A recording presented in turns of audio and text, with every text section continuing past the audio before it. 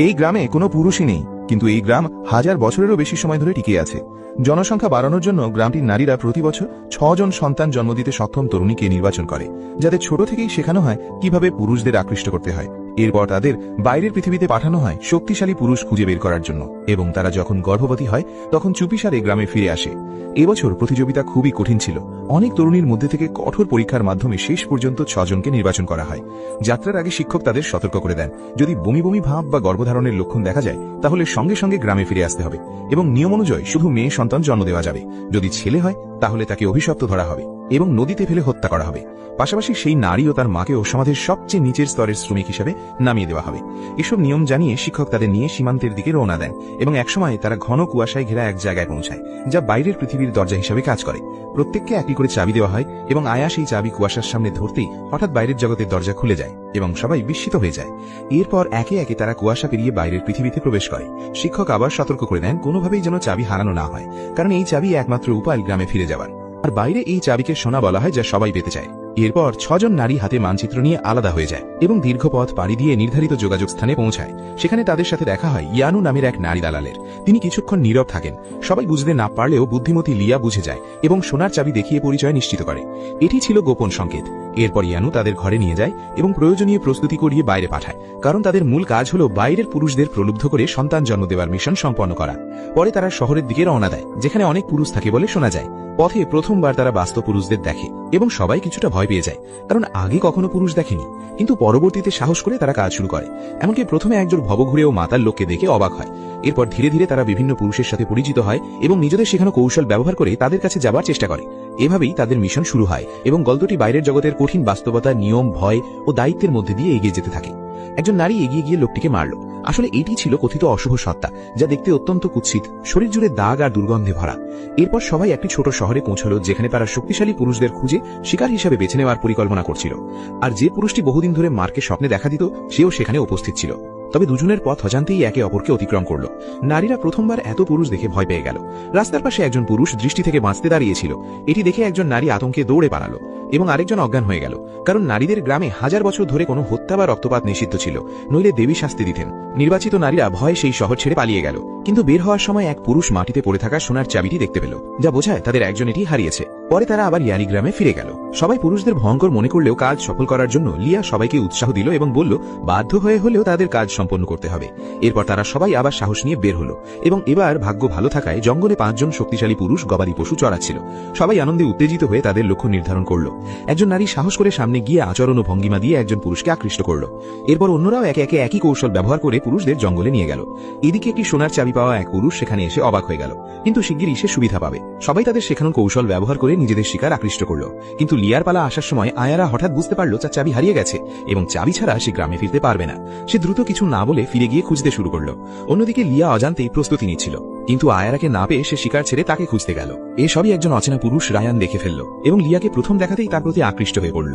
একই সময় আয়ারা চাবি খুঁজতে গিয়ে সেই স্বপ্নে দেখা পুরুষের সঙ্গে দেখা পেল, যাকে তারা অশুভ সত্তা মনে করত, কিন্তু সে বরং সাধারণ মানুষের মতো এবং কিছুটা আকর্ষণীয় ছিল। কিছুক্ষণের দ্বিধার পর আয়ারা তার মুখ স্পর্শ করল। আয়ারা তার কাজ ভুলে যায়নি। সে সঙ্গে সঙ্গে গ্রামের ভেতর শেখা কৌশল ব্যবহার করে এগোতে থাকে। সে ভেবেছিল বিষয়টা খুবই জরুরি, কারণ তার সঙ্গীরা সবাই ইতিমধ্যে সফল হয়ে গেছে।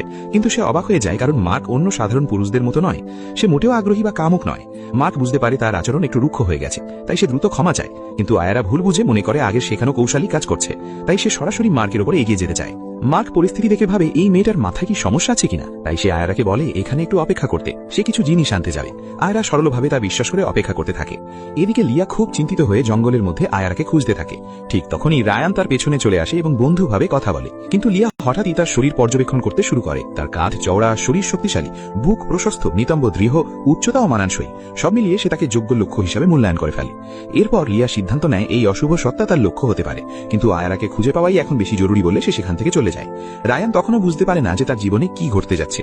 কিছুক্ষণ পর লিয়া অবশেষে একটি গাছের নিচে আয়ারাকে খুঁজে পায়। আয়ারা তাকে সব ঘটনা জানায়, বিশেষ করে স্বপ্নে দেখা সেই পুরুষের কথা। কিন্তু লিয়া বলে এসব অশুভ সত্তা আসলে মিথ্যে বা ফাঁদ মাত্র। তারা কথা বলার সময় লিয়া তার সোনার চাবি বের করে, আর দূরে রায়ান সেটা দেখে ফেলে, যা আসলে আয়ারার চাবি।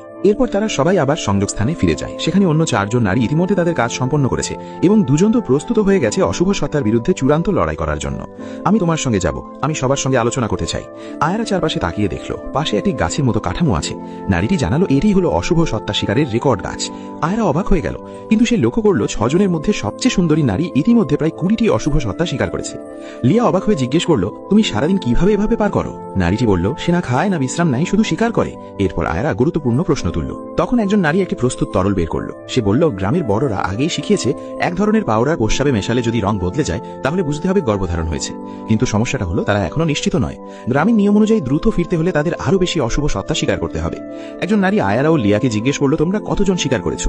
দুজনের নীরবতা সব বলে দিল, তারা খুব বেশি সফল নয়। এরপর লিয়া আয়রাকে বাইরে নিয়ে গিয়ে বলল যেন আর মার্ককে অনুসরণ না করে। সে বলল, অন্য কারোর সাথেও একইভাবে গর্ভধারণ সম্ভব, এমনকি একই লক্ষ্য ভাগ করেও কাজ করা যায়। কিন্তু আয়রা বলল এটা তার বিশ্বাস ও দেবীর বিষয়, তাই লিয়া বুঝলো তাকে বোঝানো যাবে না এবং বলল যদি মার্ককে ধরতে না পারে তাহলে অন্য অশুভ সত্তা বেছে নিতে হবে।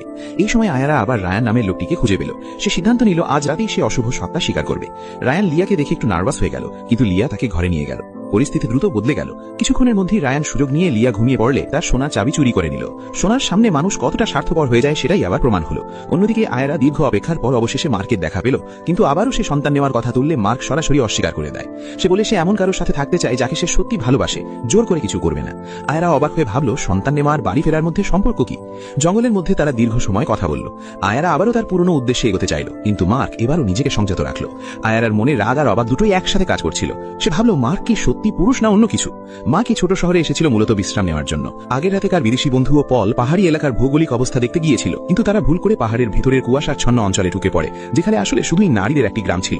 পল ভয়ে সামনে যেতে সাহস করেনি, কিন্তু বিদেশি বন্ধুটি অনেক সাহসী হওয়ায় সে ভিতরে ঢুকে যায় এবং তারপর আর কখনো ফিরে আসে না। এই খবর জানার পর মার্ক সঙ্গে সঙ্গে তার বন্ধুকে খুঁজতে সেই কুয়াশার ভেতরে যেতে চায়, কিন্তু আয়রা তাকে থামিয়ে দেয় এবং যেতে নিষেধ করে। মার্ক যখন কারণ জানতে চায়, আয়রা শুধু বলে সেখানে বন্য পাঠি ভরে ফেরা বেড়াচ্ছে। সে নিজের গ্রামের আসল রহস্য প্রকাশ করতে পারে না। মার্ক আয়রার কথা পুরোপুরি বিশ্বাসও করতে পারে না, আবার অবিশ্বাসও করতে পারে না। পরে যখন সে ক্যাম্পে ফিরে আসে তখন দেখে সৈনিকরা বিদেশি বন্ধুর লাশ খুঁজে পেয়েছে, তার শরীরে বন্য পাখির আঁচড়ে চিহ্ন ছিল। অন্যদিকে রায়ান ভাবছিল সে শুধু নারীর সান্নিধ্যই নয়, তার সোনার চাবিটিও চুরি করেছে, কিন্তু সকালে উঠে দেখে সেই সোনা আর নেই। আসলে লিয়া খুব চালাক ছিল, সে বুঝে গিয়েছিল রায়ান রাতে চাবি চুরি করেছে, তাই ভোরে সে আবার সুযোগ নিয়ে চুপি চুপি নিজের সোনার চাবি ফিরিয়ে নিয়েছিল। এরপর সে নিজের উদ্দেশ্য পূরণ করে দ্রুত সেখান থেকে চলে যায় এবং সংযোগ কেন্দ্রে ফিরে আসে। তখন অন্য 4 জন নারী ইতিমধ্যে গর্ভবতী হয়ে গেছে এবং তারা শিগগিরই গ্রামে ফিরে যাবে। একজন নারী কান্নাকাটি করছে, কারণ সে সেই অশুভ সত্তাদের সাথে আবেগে জড়িয়ে পড়েছে। লিয়া এখনো গর্ভবতী হয়নি, কিন্তু অন্তত সে তার লক্ষ্য পূরণের পথে এগোচ্ছে বলে মনে করছে। কিন্তু আয়ারা এখনো একবারও সফল হয়নি। সে ভেবেছিল মার্কের সাথে তাদের সম্পর্ক ধীরে ধীরে এগোচ্ছে এবং তারা শারীরিক সম্পর্কে যেতে পারবে, কিন্তু যখনই সে আবার সেই দাবি তোলে, মা কিবার রেগে যায় এবং সরাসরি অস্বীকার করে দেয়।